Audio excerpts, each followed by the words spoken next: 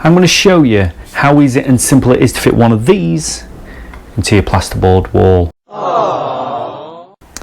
Hey up duck, you're 8. So like I said, we're going to be fitting a dry lining box into my wall. Now I'm fortunate enough to know what's behind my wall. You might not be, so get a detector, try and find out what's behind it. You might have some pipe work, you might have some other wiring that you're not aware of, you might have your stud work. The last thing you want to be doing is hitting a stud. That would be a right pain in the arse, wouldn't it? Yes, it would. If you know what's behind it, like I do, I'm going to show you how to fit one. Now, they do come in different shapes and sizes, different depths.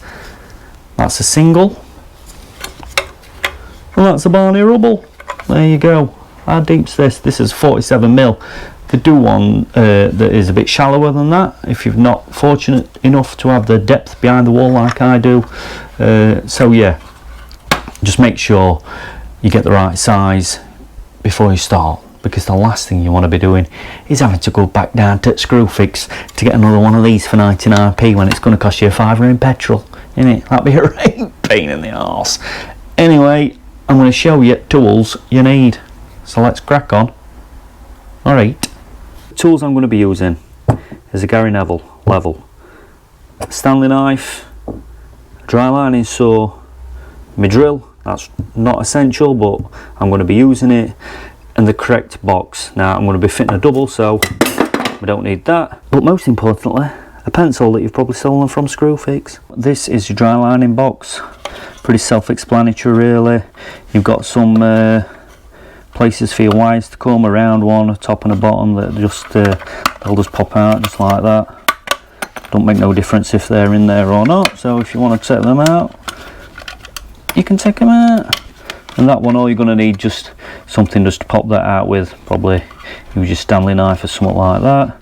Then you've got your little plastic tabs there for when you've installed it into your wall, you'll slot it in like that.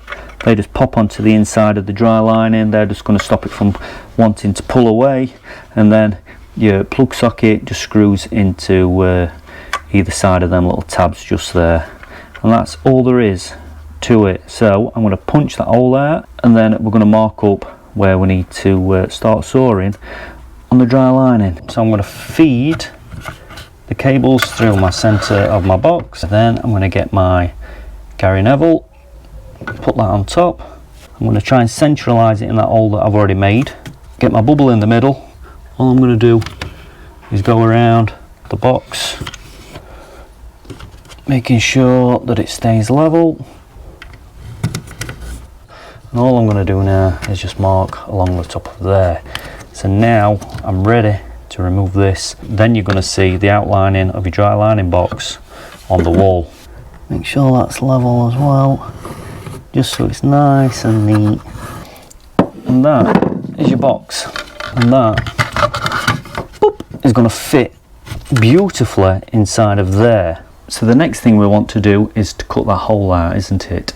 Yes it is. You can use a Stanley knife if you're not fortunate enough to have a dry lining saw like this. You can just use a knife. Now it might be worth trying to get the depth of that to the depth of your board if you're not sure as to what's behind it, because then you're not really going to be cutting into anything. But if you want to just use a knife, get a straight edge, something like your level, put that on there, get your knife and just score all the way down there several times, and eventually you'll get through to the plasterboard at the other side. Or you can, what you can do is get your knife and just push it in like that all the way down.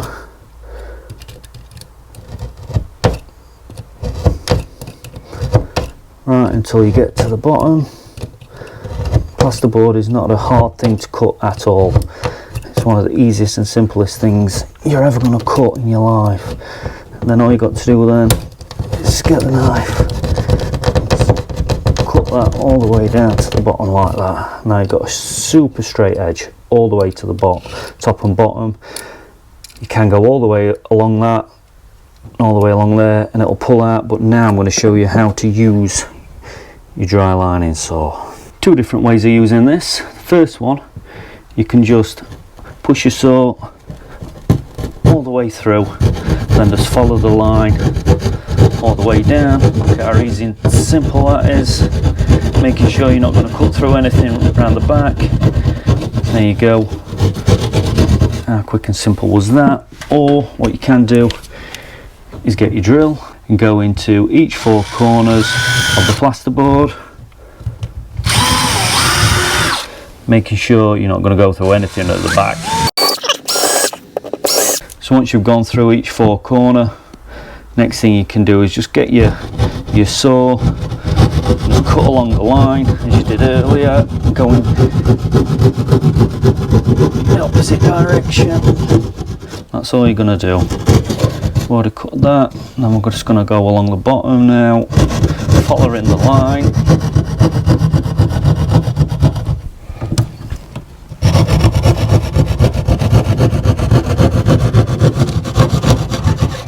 There you go, and that's it. That's that hole cut, ready for your dry lining plug socket to go inside of it. So we've cut that out, don't need that anymore. Get your plastic case, wherever you're going to feed your wires through, feed them through. Then all you're going to do now is slide that into position, and those little yellow tabs just there, they just pop in behind the plasterboard and they'll click into position like so. Then your case is ready to accept the plug socket, just like that. So once you've wired all that in, or you've had a professional do it, your plug socket's then going to go on. You're going to fit the screws into there. They will then pick up on those yellow tabs. That will then, as you're tightening it up, it will pull them forward, pulling those against the plasterboard behind, which will then give this a nice solid base, and it'll never want to come out of there. Great little cheap invention. So there you go, it's installed literally within minutes. You don't need a lot of tools, you don't need a lot of experience. All you got to do is make sure you know what is behind your wall, and you will be fine. Don't hit a gas pipe, don't hit a water pipe, don't hit any live electrics, and you'll be okie dokie. Other than that, I'll see you later. Ta-da, bye bye.